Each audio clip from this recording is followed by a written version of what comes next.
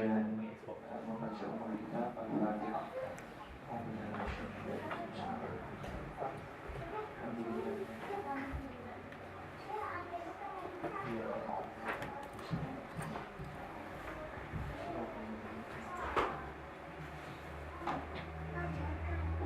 Bismillahirrahmanirrahim. Alhamdulillahirabbil alamin. Wassalatu wassalamu ala asyrafil anbiya'i wal mursalin sayyidina wa maulana Muhammadin wa ala alihi wa sahbihi ajma'in. Ishrah li sadri wa yassir li amri wahlul 'uqdatam min lisani yafqahu qawli. Rabbi yassir wa la tu'assir ya karim wa bitammim bil khair. Qala Allah subhanahu wa ta'ala fi kitabihi al-'aziz. A'udzu billahi minasy syaithanir rajim. Ya ayyuhalladzina amanu taqullaha wal tanzur nafsum ma qaddamat lighadin wattaqullaha innallaha khabirum bima ta'malun. Shadaqallahul 'azim.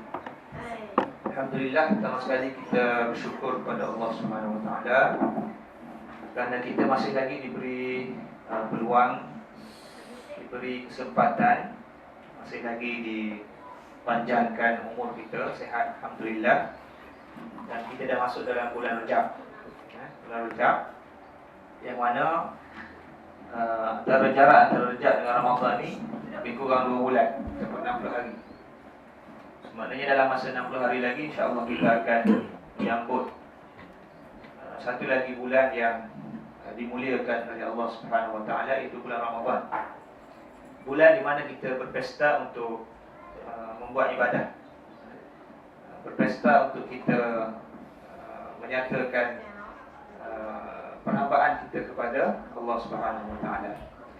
Di persiapan itu kena bermula daripada sekarang. Kita kena, orang kata panas enjin, warming up.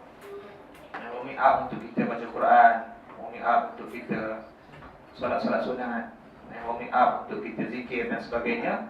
Kita mula daripada sekarang, supaya bila sampai bila tiba bulan Ramadan, kita tak rasa berat untuk kita solat tarawih. Kita tak rasa berat untuk kita habiskan satu juzuk Al-Quran satu hari. Itu kena mula daripada sekarang, sama-sama kita usahakan insya-Allah. Hari ini insya-Allah kita sambung muka surat 87. Kita dah habis sebelum ini membicarakan tentang 6 sifat yang membentuk tabiat ataupun gaya hidup orang munafik. 6 sifat ataupun 6 ciri-ciri yang membentuk tabiat dan gaya hidup orang munafik.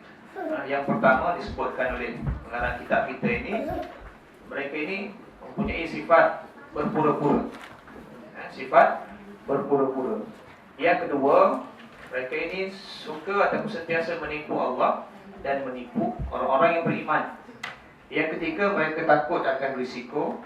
Yang keempat, orang munafik ini sentiasa hilang neraca pertimbangan. Mereka tidak mampu membezakan antara nilai yang baik dengan nilai yang buruk. Yang baik dianggap sebagai suatu perkara yang tidak baik, dan perkara yang tidak baik dianggap sebagai perkara yang baik pada sikap dan juga pendirian mereka. Yang kelima, mereka ini sentiasa membesar diri. Maknanya melihat mereka ini lebih daripada orang lain. Dan yang akhir sekali, yang keenam, disebutkan mereka mempunyai matlamat hidup yang tidak positif. Kerana apa? Kerana matlamat hidup mereka hanyalah dia punya limit ataupun penghujungnya adalah bersifat duniawi. Dia tidak berakhir kepada perkara-perkara yang bersifat ukhrawi ataupun akhirat. Sebab itu kita sebagai orang Islam, kita mesti bermula dengan perkara yang paling akhir. Kalau kita baca dalam Stephen Covey punya 7 Habits kan, antaranya disebut begin with the end in mind. Begin with the end in mind. Kita bermula dengan perkara yang paling akhir. Dalam konteks kita perlu bermula dengan perkara yang paling akhir, iaitu kita ni sebagai manusia, sebagai orang Islam, kita akan mati. Itu perkara yang paling akhir yang kita akan hadapi, kita akan alami selama kita hidup di dunia. So bila kita tahu bahawa kita akan mati, apa perkara atau persiapan, perancangan yang perlu kita buat? Maknanya dia akan menjurus kepada apa yang kita buat, baik kita bekerja, kita belajar, kita buat apa sekalipun atas dunia ini, akan menjurus kepada menjadi persiapan untuk kita mati. Saya selalu sebut, maknanya rugilah kalau kita bekerja 24/7, kita buat apa saja, tetapi bila kita mati, benda itu tidak ada dalam kita punya akaun kita. Sayang kan? Kita belajar, kita bekerja dan sebagainya, tapi bila kita masuk dalam kubur, di alam kubur, pindah ke alam akhirat, tidak ada apa perkara yang menggembirakan kita selain kita tengok dalam akaun kita banyaknya pahala, banyaknya gain yang kita dapat hasil daripada amalan-amalan kebajikan yang kita buat atas dunia dahulu. Hari ini kita akan sambung ayat 17 hingga ayat ke-20.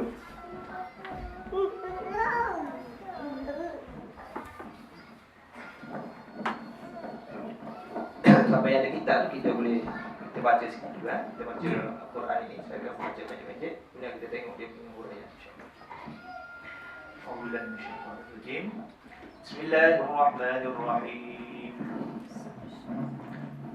مثلهم كمثل الذي استوقد نارا فلما أضاءت ما حوله ذهب الله بنورهم وتركهم في ظلمات لا يبصرون صم بكم عمي فهم لا يرجعون أو كصيب من السماء فيه ظلمات ورعد وبرق يجعلون أصابعهم في آذانهم من الصواعق حذر الموت والله محيط بالكافرين يكاد البرق يخطف أبصارهم كلما أضاء لهم مشوا فيه وإذا أظلم عليهم قاموا ولو شاء الله لذهب بسمعهم وأبصارهم إن الله على كل شيء قدير. Sadaqallahu a'lam. Saya baca terjemahan dulu ayat 17. Masaluhum kamathalil ladzi istawqada nar. Perbandingan hal ataupun keadaan mereka adalah seperti orang yang menyalakan api. Maka setelah api itu menerangi sekelilingnya, tiba-tiba Allah Subhanahu wa taala memadamkan api itu dan membiarkan mereka dalam gelap gulita. Tidak dapat melihat sesuatu apa. Ayat ke-18.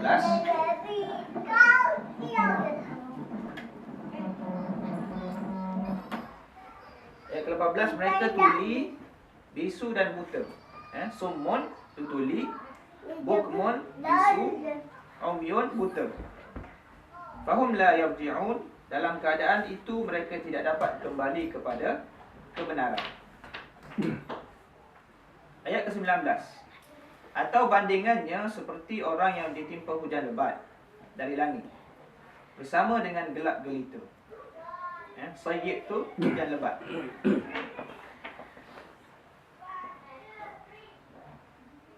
Bersama hujan lebat tadi gelap gelita, ra'dun buruh, wa barqun kilat.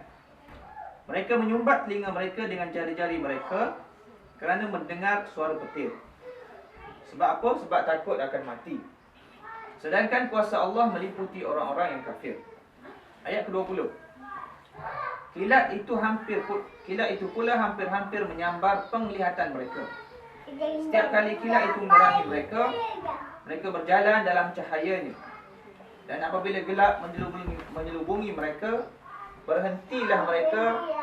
Dan sekiranya Allah menghendaki, nescaya dihilangkan pendengaran dan penglihatan mereka. Sesungguhnya Allah Maha berkuasa ke atas tiap-tiap sesuatu. Itu 4 ayat. Kita baca dulu munasabah ataupun kaitan ayat ini dengan ayat terdahulu. Ayat ke-16 membandingkan munafikin bagai peniaga yang menjual barang. Ayat 16 kan? Itu ayat itu, ulaika allazina ishtaraw ad-dhalalata bil huda fama rabihat tijaratuhum wama kanu muhtadin. Okay, bandingan orang munafik ini adalah orang yang membeli kesesatan dengan hidayah. Maka perniagaan mereka tidak untung. Kerana mereka membeli sesuatu yang tidak berharga, sesuatu yang kesesatan itu yang tidak berharga dengan hidayah yang berharga. Maknanya mereka tolak hidayah, mereka mengambil kesesatan. Peniaga itu rugi kerana barang-barang niaganya habis dibeli orang, tetapi bayarannya tiada. Siapa yang nak berniaga kalau jual barang tapi tak dapat bayaran? Kan orang tak bayar. Kita berniaga tapi orang tak bayar. Lama-lama lingkup.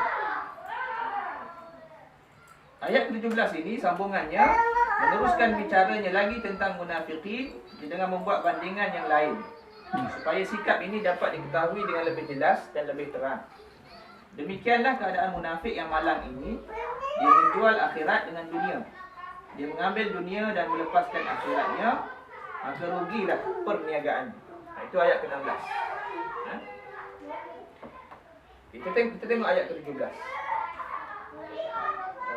Sebelum saya pergi kepada huraian ataupun apa yang disebut oleh pengarang kita ini, dalam Al-Quran kalau kita baca, Allah Subhanahu Wa Taala mempersembahkan banyak kisah-kisah dalam bentuk perumpamaan.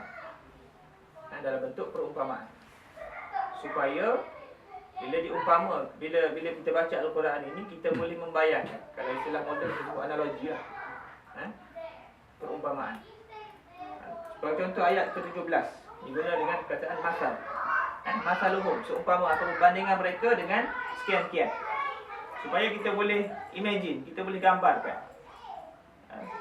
sifat-sifat orang munafik ini dengan perkara-perkara yang berlaku dalam kehidupan kita seharian. Sebagai contoh, kita tengok ayat 17. Satu lagi bandingan kaum munafikin yang menjelaskan sikap mereka yang pelbagai. Perbandingan hal mereka adalah seperti orang yang menyalakan api. Maka setelah api itu menerangi sekelilingnya, tiba-tiba Allah memadamkan api itu dan membiarkan mereka dalam gelap gelita, tidak dapat melihat sesuatu apa. Ya, apa maksud? Orang munafik ini, umpama mereka adalah orang yang menyalakan api. Dalam situasi keadaan yang gelap, dia nyalakan api. Kita tengok apa huraian pengarang kita. Dia kata bandingan tabiat kaum munafikin yang resah itu bagaikan orang yang menyalakan api untuk mendapatkan cahayanya pada waktu malam yang gelap. Maknanya sifat mereka ataupun ciri mereka mencari cahaya, mencari kebenaran asalnya. Itu diumpamakan mereka menyalakan api. Apabila api menerangi sekitar mereka dan kelihatan barang-barang yang diperlukan oleh mereka, tiba-tiba api itu padam disebabkan hujan ataupun ribut. Lalu mereka terpinga-pinga dalam kegelapan malam bersama asap dan debu. Saya baca dulu. Ada kalanya sikap munafikin yang bermuka-muka ini mempunyai sedikit faedah daripada sifat nifaq mereka, seperti untuk mendapatkan keuntungan dunia. Tetapi faedah itu cepat hilang bagaikan api yang sedang menyala. Kemudian dengan tiba-tiba api itu padam bila ditimpa hujan lebat atau ribut kencang. Tinggallah mereka dalam keadaan terpinga-pinga dan tidak dapat buat apa-apa. Saya untuk mengulas bandingan ini dari aspek yang lain. Dikata, kaum munafikin bagaikan orang yang menghidupkan api. Apabila cahaya menerangi mereka tidak mahu mengambil faedah daripadanya. Sedangkan dahulu mereka mencari api. Pada waktu inilah Allah SWT memadamkan cahaya yang dicari dan dibiarkan mereka tidak dapat melihat sesuatu apapun dalam kegelapan sebagai balasan terhadap perbuatan mereka yang tidak bersyukur bahkan menolak nikmat Allah Subhanahu wa taala. Hidayah bagaikan cahaya yang dikurniakan Allah kepada manusia. Ini kaitan. Jadi cuba dibawa oleh pengarang kita. Hidayah ni adalah nur. Hidayah ni umpama cahaya yang dikurniakan Allah kepada manusia. Kaum munafikin lebih dekat dengan cahaya ini kerana mereka pada zahirnya beriman. Mungkin keimanan mereka itu benar pada beberapa detik dalam usia mereka. Tetapi hawa nafsu dan kehendak masyarakat yang rosak atau kerana hanyut dalam arus deras pembangunan dunia yang terputus hubungan dengan akhirat, sikap ini menyebabkan nur Allah itu padam, maka tinggallah mereka meraba-raba dalam gelap gelita.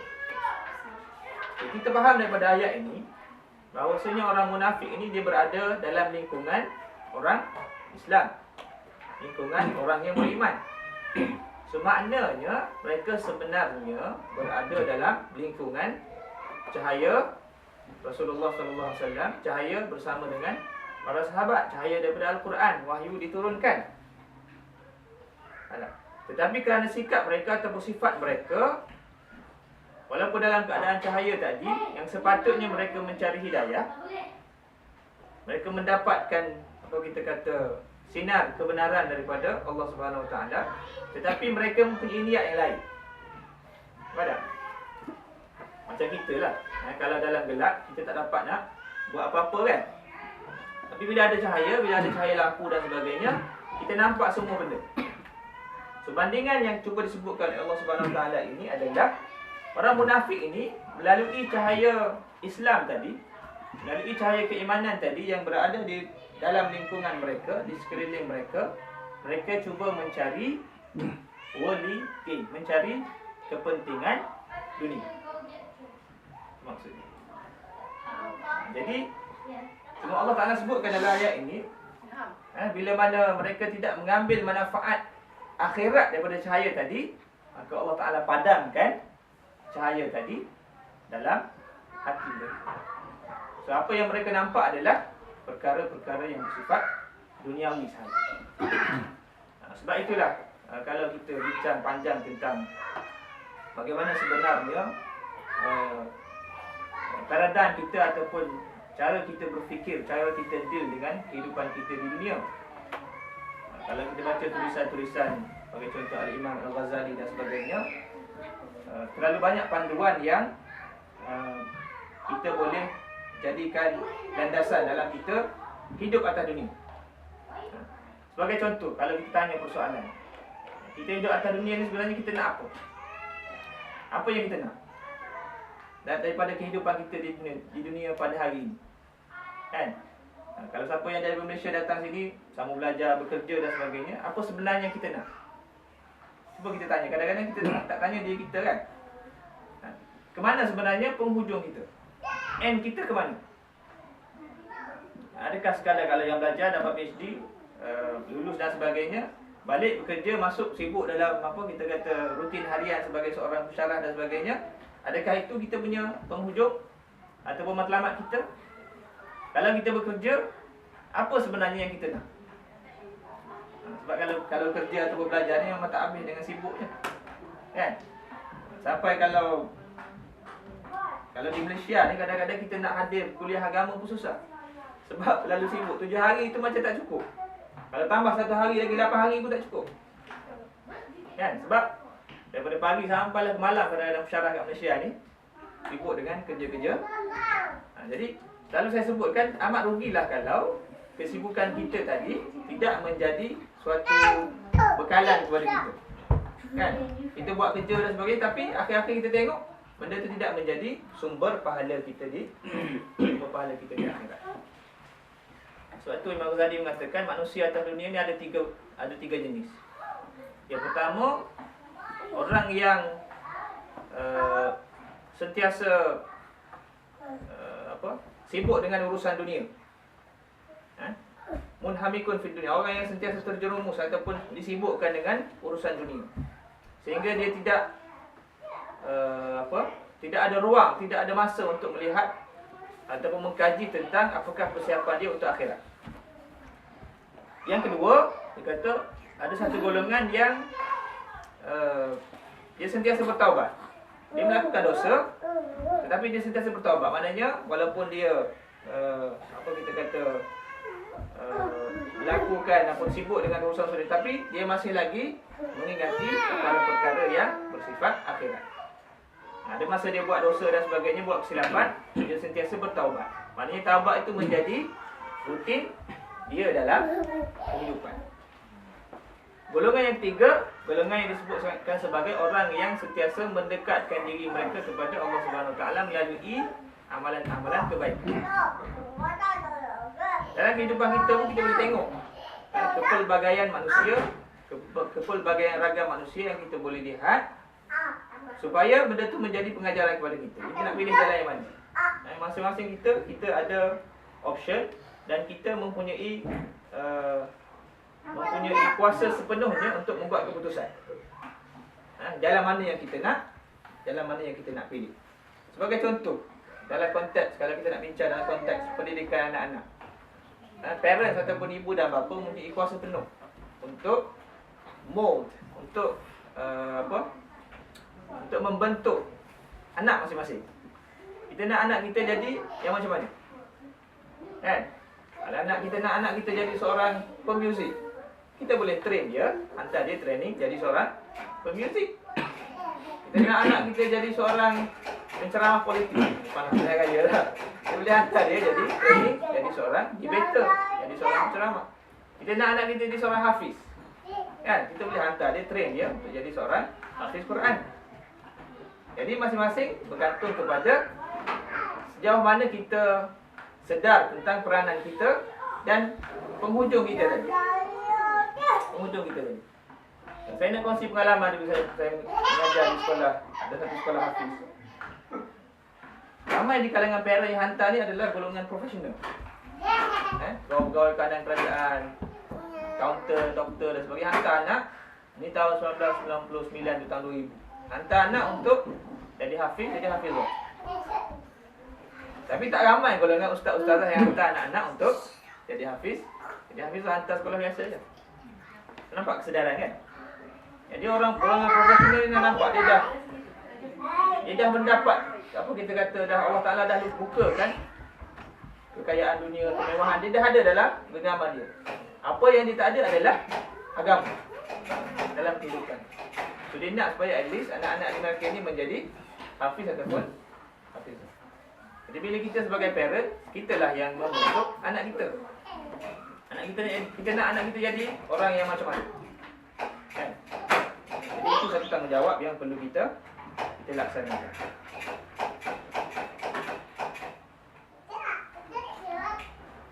Ayat bawah tu kita tengok pasal 88. Ada kalanya sikap munafikin yang bermuka-muka ini mempunyai sedikit faedah daripada sifat nifak mereka, iaitu mereka mendapat keuntungan dunia. Tadilah kita sebutkan. Maknanya dia menggunakan nama Islam, menggunakan nama iman tadi untuk mendapat keuntungan dunia. Sebab tu dalam konteks, kalau kita bincang dalam konteks ulama pun, ulama-ulama ataupun sekolah membahagikan ulama tu ada ulama yang bagus, disebut sebagai ulama ul akhirah, dan ada ulama ul su ataupun ulama ul dunia. Ada orang yang dia ada ilmu agama, orang alim, tetapi dia menggunakan ilmu dia untuk mendapat wali gain, mendapat kepentingan, keuntungan dunia. Tapi ada ulama satu lagi disebut sebagai ulama ul akhirah. Sama juga ilmu agama dan sebagainya, tetapi mereka menggunakan ilmu mereka untuk mengajak manusia supaya ingat kepada akhirat. Jadi dalam masyarakat kita boleh tengok, kan? Kalau saya di Kelantan, saya boleh tengok lah. Kita boleh ciri, kita tak boleh nak, seperti yang disebut sebelum ni lah, kita tak boleh nak tunjuk orang tu munafik, orang tu kafir, tak boleh, kan? Tapi ciri-ciri itu kita boleh faham. Kita boleh tahu mana ulama, kita boleh membezakan mana ulama ul akhirah dengan ulama ud dunya, kan? Jadi sama juga dalam konteks kita sebagai orang biasa pun, kita nak menjadi orang yang memuja dunia ataupun orang yang memuja akhirat, kan? Kalau kita puja dunia, dunia itu takkan habis, kan? Lepas satu, kan? Ada TV lah, dulu berapa inci je, kan? Sekarang dah sampai 60 inci, kan? Saya dulu bagi contoh barang-barang dapur, kan? Dah, tak habis, dah.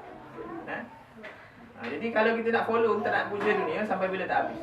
Jadi kita ambillah dunia setakat yang kita perlu saja, kan? Kita ambillah dunia setakat yang kita kita perlu saja. Sebab kita tak akan mampu untuk menandingi orang-orang yang lebih daripada kita. So, ambillah dunia sekadar yang kita perlu saja. Sebab dibimbangi bila kita terlalu memuja dunia, dunia akan menjadi, Allah Ta'ala akan menguji kita melalui dunia tadi. Allah Ta'ala akan menguji kita melalui dunia. Saya selalu sebut tentang persoalan harta ataupun duit kita lah. Duit ni kita kena selalu ingat, harta kita ni kita kena selalu ingat bahawasanya Allah Ta'ala pinjamkan kepada kita sementara saja. Nah, duit yang ada dalam poket kita itu belum tentu menjadi milik kita di akhirat. Betul tak? Adapun duit yang kita belanjakan di jalan Allah, kita sedekah, kita derma dan sebagainya, itu confirm menjadi pahala, menjadi bekalan kita di hari akhirat. Yang dalam poket ni tak tahu lagi. Yang dalam bank tu tak tahu lagi. Mungkin kita mati esok dah jadi milik orang lain. Kan? Jadi sebab itulah biarlah duit atau kemewahan kita itu hanya berada di tangan kita, bukan berada di hati kita. Bila dunia itu masuk dalam hati kita, susah kita nak buang. Tapi kalau dunia itu berada di tangan, kita tak kisah, kita boleh bagi. Jadi sebab tu kadang-kadang kita susah untuk kita nak bagi derma, nak bagi sedekah. Sebab dunia itu dah berada dalam hati kita. Kan? Duit tu dah menjadi yang kita macam-macam fikir. Kalau bagi derma ni, ni tak cukup, ni tak cukup, ni tak cukup. Sedangkan Allah Ta'ala janji dah, kamu bagi, aku akan bagi lebih lagi. Kan? Kita banyak fikir kan? Tapi kalau nak beli barang, kita tak kisah pun. Nampak tak? Kan? Nak beli barang tu confirm dunia kan? Betul lah kita nak guna. Kan? Tetapi belum tentu, kadang-kadang kita beli barang, dan saya tegur juga kan? Kadang-kadang kita beli barang untuk kita letakkan dalam almari. Nak buat apa? Kan? Beli barang, beli pinggan, beli mangkuk, beli sudu dan sebagainya, letak dalam almari, nak buat apa? Tak tak? Supaya orang datang boleh tengok, ini koleksi barangan saya, nak buat apa? Kan? Selit-selit dosa pula kita. Kan? Kita belanjakan satu benda tanpa kita guna. Jadi kalau boleh kita beli satu benda yang betul-betul kita nak guna. Kan? Kalau kita beli satu benda 2 bulan sekali guna, tak payah beli ya. Ataupun setahun sekali guna, tak payah. Kalau boleh kita beli satu barang, biar kita dapat pahala daripada apa yang kita beli tadi. Beli hadiah kepada isteri kita, dia guna setiap hari, masak dan sebagainya. Kan? Ini benda-benda yang kadang-kadang kita tak perasan. Saya duduk di UK dulu, terlalu ramai orang yang beli barang untuk letak dalam almari. Tak apalah, itu dia punya cara berfikir macam tu, tak apalah. Cuma pada saya, biarlah kita beli satu barang, kita belanjakan harta kita, duit kita, supaya kita mendapat manfaat akhirat. Kalau tak, rugilah kita. Kan? Rugi. Kita habis ayat yang ke-17. Okay, ayat yang ke-18. Pasal 89. Apabila petunjuk diketepikan, mampukah manusia mencari jalan alternatif? Sedangkan mata, telinga mereka tidak mampu untuk berfungsi dengan sendirinya tanpa petunjuk. Kalau begitu, apa lagi jika tidak tuli, bisu dan buta namun? Okay? So maknanya bila golongan munafik ini menolak hidayah, mereka sebenarnya telah menolak sumber cahaya yang boleh memberikan fungsi kepada mata, telinga dan juga pendengaran mereka. Sebab tu Allah Ta'ala sebut kat sini, mereka ini disifatkan sebagai yang pertama summun. Summun ni tuli. Yang kedua bukmun, bisu. Yang ketiga umyun, buta. Fahum la yarji'un, dengan keadaan itu mereka tidak dapat kembali kepada kebenaran. Sebelum saya baca ni, cuba kita bayangkan kalau kita ni diberikan 3 ciri tadi. Tuli, bisu dengan buta. Secara fizikal saja kita fikir dulu. Secara fizikal, apa akan berlaku? Kan? Kalau buta saja susah dah nak kena pakai tongkat. Kan? Nak kena pakai tongkat, nak kena training tu. Kalau bisu, kalau tuli, banyak benda kita tak boleh nak buat. Itu secara fizikal. Tetapi orang munafik ini bukan tuli fizikal, bukan buta fizikal, bukan bisu secara fizikal. Tapi mereka buta, mereka tuli, mereka bisu secara spiritual. Nah, mereka seolah-olah telah letakkan satu hadangan, satu curtain, satu penghadang daripada melihat kebenaran ayat-ayat Allah Subhanahu wa taala. Kita tengok apa yang disebut oleh pengarang kita. Dahulu munafik ini tidak menolak hidayah, tidak menutup telinga untuk mendengar seruan Islam, tidak menutup mata untuk melihat tanda-tanda kebesaran Allah Subhanahu wa taala, tidak menutup hati untuk berfikir. Itu dulu. Dahulu mereka boleh bertutur tentang Islam, tapi sekarang mereka buta. Dahulu mereka dengar, tetapi sekarang mereka tuli. Bukan bisu, tuli dan buta mata kepala, tetapi hati mereka bisu, tuli dan buta. Dalam ayat lain Allah Ta'ala sebut, bukanlah mereka itu buta secara fizikal, tapi mereka buta walakin ta'mal qulubul lati fis sudur. Mereka buta hati. Nah, suatu kita ni bila hati kita telah rosak, maka kita tak dapat melihat kebenaran. Orang bagilah fakta, bagilah figure dan sebagainya. Bila hati kita dah buta, hati kita dah rosak, kita tak akan dapat melihat kebenaran. Itu masalah. Mereka telah kehilangan pendengaran, penglihatan, keupayaan bercakap, mendengar dan melihat. Bahkan keupayaan untuk hidup kerana alat-alat untuk hidup sudah tidak berfungsi lagi.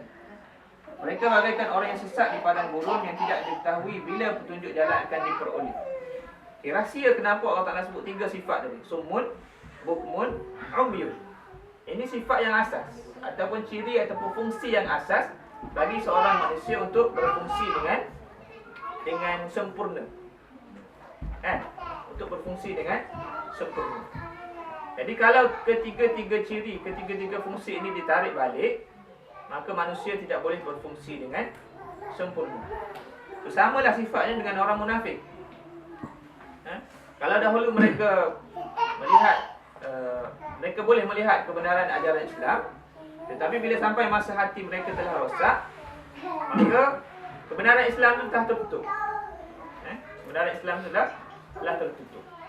Antara sebab hati kita boleh jadi rosak, kenapa hati kita boleh jadi keras, adalah kerana terlalu banyak kita melakukan dosa. Bila satu dosa kita buat, kita tak bersihkan, kita tak taubat, akan, dalam satu hadis sebut, akan akan melekat ataupun ditimbul dalam hati kita satu nuqtatun sauda, satu titik hitam. Bila kita tak bersihkan, kita tak tazkiyah, kelama-kelamaan hati kita akan jadi rosak, akan berkarat. Satu hadis pun disebut, innal qalba la yastau kama tasta'ul hadid. Hati itu akan berkarat sebagaimana besi berkarat. Jadi bila hati dah karat, hati kita dah rosak, maka kebenaran itu kita tak akan nampak. Apa yang kita nampak adalah 6 ciri munafik tadi. Kita akan rasa diri kita saja yang betul, kita akan rasa orang lain salah. Betul? Asas dia ataupun tempat dia adalah sebab rosaknya hati kita. Sebab tu hati ni kita kena jaga. Kita kena sentiasa bersihkan. Kalau kita rasa ada timbul rasa tak puas hati dengan seseorang, terus kita bersihkan, kita taubat. Kita betulkan. Kadang-kadang kita rasa orang lain tak betul, aku je yang betul. Itu dah ada dah ciri-ciri yang boleh merosakkan hati kita. So kita betulkan balik. Mungkin dia betul, aku yang salah. Tapi manusia ni susah. Manusia ni susah untuk mengaku kesilapan. Untuk mengaku kesalahan susah. Jadi benda tu kita kena latih, kita kena didik diri kita supaya dalam banyak perkara kita bersangka baik dengan kawan-kawan kita. Kita bersangka baik dengan sahabat-sahabat kita. Kadang-kadang itu juga salah satu cara Allah Ta'ala nak uji kita. Allah Ta'ala zahirkan kesilapan ataupun kekurangan, kelemahan kawan kita, sahabat kita di hadapan kita, supaya Allah Ta'ala nak uji kita. Aku ni macam mana aku punya sikap? Kalau hati kita negatif, kita akan fikir negatif lah. Tapi kalau hati kita positif, kita sentiasa tengok perkara-perkara yang bersifat positif, kita tak akan fikir tak baik. Kita akan fikir benda yang baik. Sikit lagi Ayat ke-19. Banyak sebab manusia memilih untuk bersikap talam dua muka. Antaranya kerana takut, lalu memilih jalan yang memberi sedikit harapan kepada mereka. Bandingan mereka seperti dalam ayat berikut, ayat 19. Atau bandingannya seperti orang yang ditimpa hujan lebat dari langit, bersama dengan gelap gelita, buruh dan kilat. Mereka menyumbat telinganya dengan jari-jarinya kerana mendengar suara petir. Sebab takut akan mati, sedangkan kuasa Allah meliputi orang yang kafir itu. Saya baca dahulu. Satu lagi perbandingan yang menggambarkan keadaan kaum munafikin yang hidup mereka gelisah. Mereka hidup tidak senang, gelisah, bingung kerana diserang penyakit cinta akan dunia dan takut akan mati. Bimbang kalau rezeki itu ditarik, takut kiranya kekayaan itu ditarik, kemewahan itu ditarik. Bayangkan ketika anda berada di tengah-tengah padang pasir pada waktu malam yang gelap gelita, buruh dan kilat bersambungan. Anda menunggu dalam suasana cemas dan takut, tidak tahu ke mana hendak pergi. Hanya jari-jari sahaja yang mampu menyumbat lubang telinga disebabkan bunyi petir yang kuat. Melangkah kaki hanya ketika kilat memancar, kemudian berhenti kerana diselubungi gelap gelita. Allah SWT menyatakan suasana ini menerusi firman-Nya, ayat ke-19 tadi. Gambaran yang ditayangkan dalam ayat ini ialah suasana cemas dan berbahaya yang dihadapi oleh orang musafir di padang pasir.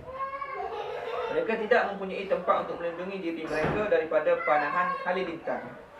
Sebagaimana yang kita maklum, halilintar biasanya memanah kawasan tanah tinggi dan bumi yang berbukit-bukit. Jika kawasan itu tiada pokok dan bukit-bukit untuk dijadikan tempat berlindung diri, maka dibimbangi andainya terjadi panahan halilintar, maka sasarannya ialah kerangka badan mereka sendiri. Itulah cerita tentang kejadian kilat dan buruh lah. Jadi bandingan dalam ayat ke-19 ini, Allah Ta'ala membandingkan orang munafik seumpama orang yang berada di satu kawasan lapang. Dalam konteks ini kawasan padang pasir, kemudian ditimpa hujan yang lebat. Dia berada dalam keadaan gelap. Di sana ada buruh, di sana ada kilat. Apa yang dia boleh buat, hanya satu option dia ada. Dia tak ada option lain. Nak lari, tak tahu. Sejana mata memandang. Gelap lagi. Tidak ada, tidak ada bantuan cahaya dan sebagainya. Apa yang dia boleh buat untuk protect diri dia adalah hanya dengan yaj'aluna asabi'ahum fi adhanihim. Dia letakkan ataupun dia masukkan jari jemari dia dalam telinga untuk mengelakkan diri dia daripada mendengar panahan ataupun bunyi buruh yang kuat. Maknanya sebenarnya orang munafik ini, dia tidak ada harapan pun, tidak ada sebarang harapan pun bagi sifat nifak yang dia ada dalam diri. Tidak ada tidak ada cahaya di hujung terowong. Tak ada. Sebab itulah Allah Ta'ala sebut daripada berbelas ayat tentang bahayanya ataupun ruginya seseorang itu dia mempunyai ciri-ciri ataupun sifat nifak dalam diri. Sebab tidak ada sebarang keuntungan. Cuma dalam ayat ini, ayat 19, Allah Ta'ala mengatakan antara sebab ataupun ciri utama kerana mereka bersifat demikian adalah kerana takut. Takut, biasanya kita ni takut kepada apa? Biasa kita manusia ni, kita hidup dalam dunia kita takut kepada apa biasa? Hantu. Lagi? Gelap lagi? Bos. Takut pada bos. Lagi? Takut miskin. Saya tanya soalan yang kerentetan daripada tadi. Biasanya kita takut untuk menyatakan satu benda yang benar. Kenapa? Biasanya kita nak katakan benda ni salah, apa yang kamu buat tu, macam kawan kita lah. Kita berkawan, kita bersahabat, kita nak kata apa yang awak buat tu salah. Kan? Biasanya kita tak buat, kita tak beritahu sebab takut akan apa? Takut hilang kawan. Kepentingan. Lagi? Takut orang marah. Takut orang pulang. Takut kena berhenti kerja. Takut ada akibat. takut ada kesan ataupun impak negatif. Siapa yang bekerja kat pejabat lah biasa kan? Bekerja kat pejabat. Kadang-kadang banyak berlaku perkara yang di luar apa kita kata yang tak sepatutnya berlaku lah. Di luar undang-undang. Kadang-kadang kita tak berani nak tegur. Takut posting kan. Sebagai contoh kan, kita tak berani untuk tegur. Sebab apa? Sebab kita takut kepada risiko-risiko yang tertentu. Kan? Kadang-kadang kalau bos kita buat silap, kita tak berani nak tegur. Tambah lagi orang Melayu. Tak, kita jarang nak tegur kan. Bos kita pula tu kan tak naik pangkat kan. Tak. Jadi itu antara perkara-perkara yang termasuk dalam perkara yang kita takut dalam kehidupan kita. Sebab tu baru ni dalam, saya nak cerita sikit isu pilihan raya ni. Baru ni timbul banyak isu lah. Banyak isu apa dia, masalah kita nak undi siapa tu, itu terserah pada kita lah. Kan, nak undi parti mana itu terserah pada kita. Kita decide berdasarkan kepada dalil dan hujah yang kita ada. Cuma timbul beberapa soalan orang tanya kat saya. Ni penyokong Pakatan Rakyat ni. Dia tanya saya, tak apa ke Ustaz? Apa dia undi Pakatan Rakyat? Kan? Boleh tanya, tak apa ke undi parti pembangkang? Dia kata dah tak ada dah parti pembangkang, sekarang ni musim pilihan raya. Tak ada kerajaan, tak ada pembangkang. Tak apa ke undi Pakatan Rakyat? Saya kata kalau ikut undang-undang, apa dia, SPR dia tak tulis dah. Dulu ada ditulis nombor siri. Dan bila kita ambil petang undi tu, ditulis kat tepi tu nombor siri. So dia boleh check lah, dia boleh tally nombor siri ni dengan petang undi ni. Kalau orang nak check, dia boleh tahu awak ni undi apa. Dah. Kalau undi pembangkang, nanti posting tempat lain lah. Saya kata kalau berdasarkan undang-undang yang baru, pegawai SPR ni tak tulis dah. Maknanya awak bebas untuk undi siapa-siapa. Kan? Itu orang yang biasanya yang penjawat awam lah, orang yang kerja kerjaan. Kadang-kadang kita bukan terlalu takut, kita takut untuk exercise our rights, hak kita. Sedangkan hak kita dijamin oleh perlembagaan. Sebab itulah isunya bukan isu pemilihan ataupun kita nak pilih siapa-siapa. Isunya adalah orang yang berkuasa, dia tidak exercise, tidak melaksanakan keadilan. Kan? Sebab itulah bila kita jadi ketua, kita perlu melaksanakan hak bagi setiap orang yang berada di atas, di bawah kita. Kan? Tambah lagi dalam tak kira lah dalam apa-jua perkara, setiap orang mempunyai hak untuk dia menyatakan pandangan dia memberikan dia punya, apa kita kata, pemikiran terhadap satu-satu perkara. Itu tak boleh nak paksa. Tak boleh nak paksa. Sebab manusia itu setiap orang dia ada hak masing-masing.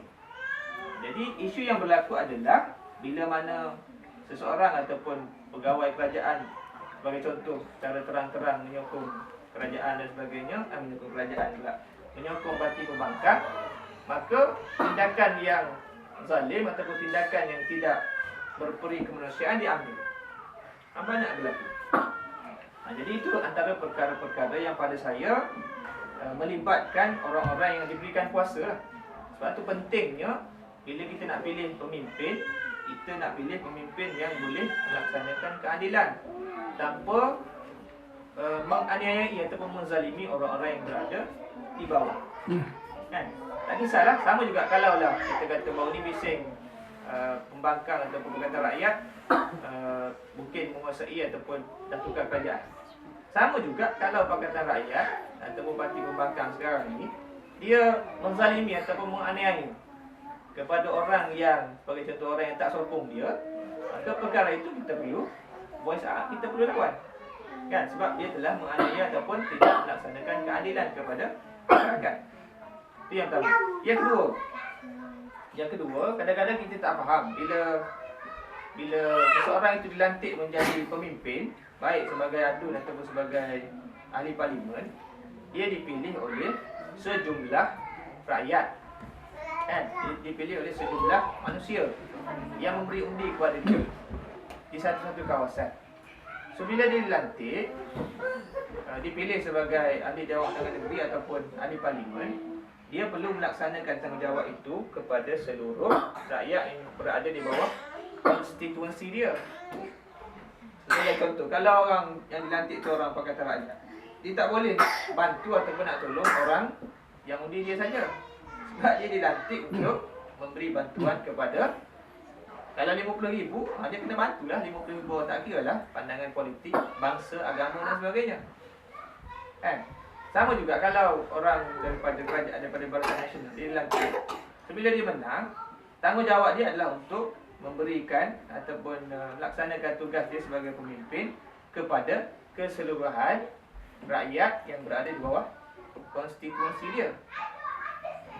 Tapi yang berlaku dalam masyarakat kita sebaliknya. Jadi sebab itulah kita tengok kita punya sistem politik kita masih lagi tidak mencapai tahap kematangan yang boleh kita banggakan. Masih lagi kalau istilah kita sebut adalah politik kampung lah. Tak, kalau PAS tu PAS, kalau UMNO tu UMNO. Kan? Itu musim berhaya tak apalah. Kita nak pilih pemimpin kita kan. Tapi bila dilantik, anda semua ataupun orang yang dilantik ni akan dipersoalkan di hari akhirat kelak. Kan? Sebab tu orang sebenarnya kalau kita tengok zaman para sahabat, zaman khalifah dan sebagainya, mereka ni cukup takut dilantik menjadi pemimpin. Kan? Mereka tak minta. Sebab tugas memimpin masyarakat ni bukan hanya habis kat dunia. Di hari akhirat akan ditanya. Even kepada satu orang yang tidak dilaksanakan keadilannya kepada mereka. Jadi sebab itulah kita sebagai rakyat, kita tambah lagi golongan cerdik pandai, kita perlu menyedarkan masyarakat tentang perkara-perkara yang bersifat asas seumpama ini.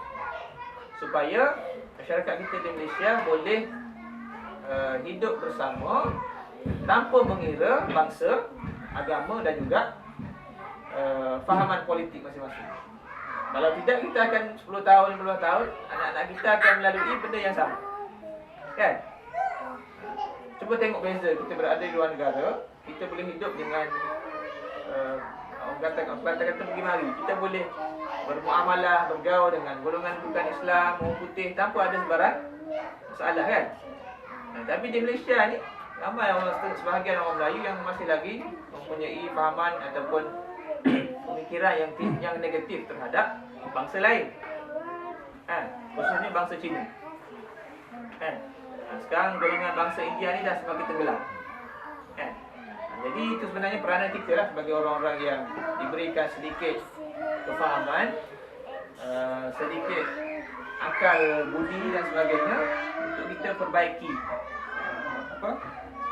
cara masyarakat kita memahami persoalan-persoalan yang berkaitan dengan politik dan juga kepimpinan.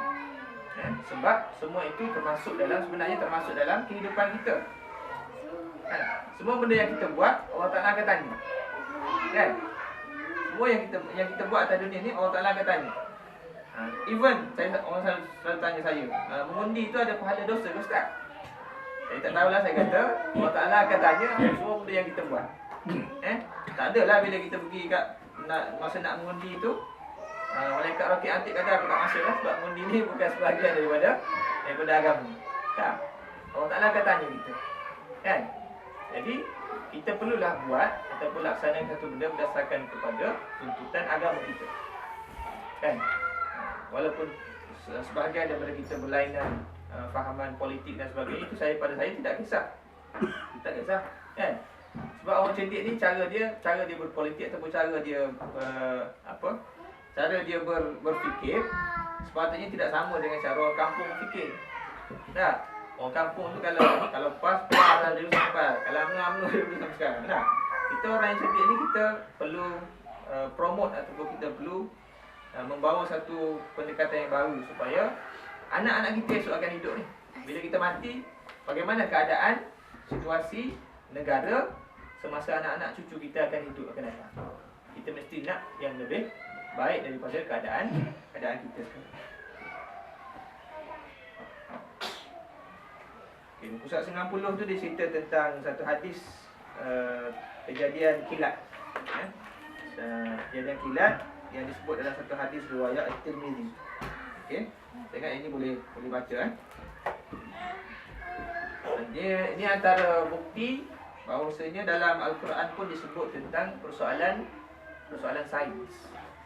Banyak kalau kita baca buku-buku baik dalam bahasa Arab atau dalam bahasa Inggeris yang membicarakan tentang mukjizat Al-Quran ni dalam perspektif atau dalam sudut sains. Selalu banyaklah. Antaranya dibawa dalam Coast Guard 80 dan 90. 91 itu melalui kejadian kilat. Okey. Saya ingat baca sendiri yang tu. Saya nak pergi ayat ke-20 last kali. Ayat ke-20 ni muka surat 92. Penyebaran Islam begitu cepat dan pantas bagaikan kilat. Ayat Al-Quran juga cepat dan segera mendedahkan rahsia dan niat jahat yang terpendam di dalam hati munafikin. Malahan setiap kali wahyu diturunkan, mereka sangat bimbang akan serangan terhadap mereka akibat daripada tembelang yang mereka sembunyikan pecah. Ini sifat dalam banyak ayat Al-Quran ini. Dalam surah Al-Baqarah, dan surah Taubah, dan surah Al-Anfal, dan surah Al-Munafiqin dan sebagainya. Orang munafik ni dia terlalu bimbang, terlalu takut sekiranya turun ayat daripada langit, turun wahyu yang akan memecahkan tembelang ataupun konspirasi yang mereka buat terhadap Nabi dan para sahabat. Mereka cukup takut. Sekali lagi ya. Kilat itu pula hampir-hampir menyambar penglihatan mereka. Kilat daripada ayat 19 tadi. Setiap kali kilat itu menerangi mereka, mereka berjalan dalam cahayanya. Dan apabila gelap menyelimuti mereka, berhentilah mereka. Dan sekiranya Allah menghendaki, nescaya dihilangkannya pendengaran dan penglihatan mereka. Sesungguhnya Allah Maha berkuasa ke atas tiap-tiap sesuatu. Ayat ini meskipun berbicara tentang kaum munafikin pada zaman Al-Quran diturunkan, namun hakikatnya meliputi kaum munafikin pada setiap zaman. Ini kerana barisan munafikin tidak pernah lenyap. Kenyataan hidup mereka bagaikan orang yang sesat jalan di tengah-tengah padang pasir yang sedang diancam halilintar sangat jelas pada masa ini. Ayat ini secara tidak langsung menyatakan orang mukmin mengambil manfaat daripada sinaran wahyu yang cerah, bagaikan kilat memancar. Mereka memegang sinaran itu dan membawanya berjalan ke mana-mana. Mereka tidak risau sekalipun dalam gelap malam dan ketika hujan ribut. Lain halnya dengan orang munafik yang gagal berinteraksi dengan wahyu yang bagaikan kilat itu. Mereka hanya mendapat cahaya ketika kilat memancar sekelip mata ataupun sekali. Kemudian gelap kembali. Mereka terus sesat kerana tiada cahaya lagi selain cahaya kilat yang hanya datang menyambar sekali-sekala tadi. Saya baca dahulu sikit lagi. Bandingan dalam ayat tadi difahami juga bahawa hidup ini luas, bagaikan padang pasir. Dalam hidup ada berbagai nafsu yang bagaikan bendung-bendung tebal yang disertai guruh dan kilat. Dalam suasana ini kita memerlukan nur, memerlukan cahaya dari langit. Tetapi nur ini perlu dijaga dengan baik supaya tidak padam dalam kesesakan hidup dan supaya kita tidak sesat dalam kegelapan malam di tengah-tengah hujan lebat. Dalam keadaan nur hidayah yang tidak dijaga dengan baik, kemungkinan Allah akan menarik pendengaran dan penglihatan yang dengannya nur hidayah dijaga. Pada waktu itu kita tidak dapat bergerak lagi. Harus diingat, walaupun manusia memiliki kekuatan, namun manusia mempunyai kelemahan. Pada bila-bila masa sahaja kekuatan itu boleh terhapus dengan izin Allah SWT. Bandingan yang terakhir ini membayangkan betapa sengitnya pertarungan yang berlaku dalam jiwa kaum munafikin antara nur yang dipancar melalui Al-Quran dan gelap gelita kufur yang memenuhi jiwa dan hati mereka. Itu beza antara orang yang mukmin dengan orang munafik. Orang mukmin dia berjalan dengan cahaya. Kita tanya balik, dalam hidup kita sekarang ni, adakah kita berjalan dengan cahaya? Kan? Kita berjalan dengan cahaya, khususnya cahaya daripada Al-Quran, cahaya daripada sunnah Nabi SAW. Ataupun kita menggunakan cahaya mana? Kan? Dalam segenap kehidupan kita. Baru ni saya ditanya tentang saya kuliah dengan sahabat-sahabat daripada Singapura. Saya ditanya tentang kita punya muamalah ekonomi di luar negara kan. Tambah di Australia lah. Di Australia ni kita tak ada, masih lagi belum ada establish dengan baik sistem perbankan Islam. Tak sama macam Malaysia kan. Kat sini kita tak banyak pilihan. Adalah tapi masih lagi belum kita kata komprehensif. Jadi selama mana kita nak berada dalam sistem yang terlibat dengan riba, kan? Sedangkan riba itu Allah Ta'ala jelas dalam Al-Quran. Allah Ta'ala mengharamkan riba. Allah halallahu al-bay'a wa harrama riba. Allah Ta'ala menghalalkan jual beli dan Allah Ta'ala mengharamkan riba, kan? Dan Allah Ta'ala mengistighfarkan orang yang tidak berhenti daripada melakukan transaksi riba ni, fa'zanu biharbin minallahi wa rasulih. Nah, maknanya orang yang terlibat dengan transaksi riba ini seolah-olah dia telah menyahut seruan berperang dengan Allah Subhanahu Wa Taala. Okey, so, dalam konteks kita di luar negara, kita duduk di western countries, apa pilihan yang kita ada? Kan, kita buka bank account. Ada setiap bulan ada interest. Kan? Baik saving account ke, business account ke, current account dan sebagainya, ada interest kat situ. Kan, sedangkan ayat jelas dalam Quran tak perlu takwil dah. Wa halallahu al-bai'a wa harrama ar-riba. Tak boleh nak takwil dah. Jelas. Allah Taala mengharamkan riba. Tapi kita masih lagi terlibat dengan sistem yang adanya di sana transaksi ribawi ataupun riba tadi. Kadang-kadang kita tak sedar kan. So, apa option yang kita ada? Apa yang perlu kita buat? Kan?